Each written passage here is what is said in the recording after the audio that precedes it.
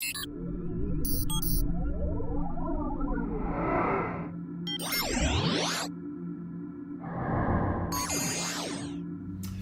Shane here from HKY Real Estate Team Penny. Here we are today for another question and answer time. Last month we went through the offer and acceptance and how that works, and I'm just going to run through our standard annexure. Most of these annexures are fairly standard across the real estate industry. It's not an absolute, but it certainly covers all the bases when making an offer. Okay, so Annexure A.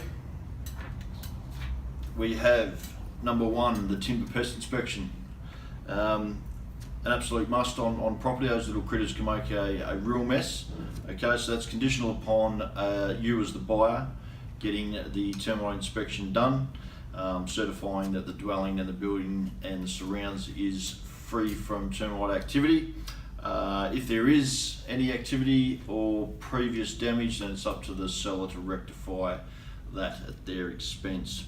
Number two is warranties. Basically, the seller warrants that all electrical, gas, plumbing fixtures and fittings, including the reticulation and swimming pool, is in good working order at the time of settlement.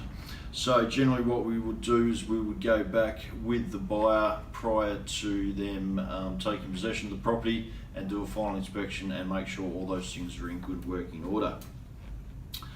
Number three is that the seller represents and warrants to provide keys for the property. So at settlement, the owners are going to give the buyer keys to access the property. Number four, during the term of the current seller's ownership, anything that they've done, as in any additions they've done, has local council approval unless otherwise stated. So that just stops people from inheriting in problems down the track. Number five, the buyer agrees they've been made aware of any restricted covenants, easements and memorials, caveats on the title. So anything that appears on the title has to be disclosed to the buyer and has to be understood by the buyer that does appear on the title. Number six is basically saying that the seller represents to keep the property in the same state and condition. So keep the upkeep until the time that it settles, not let the grass go wild and the pool go green. So there would be an upset buyer come settlement if that was to happen.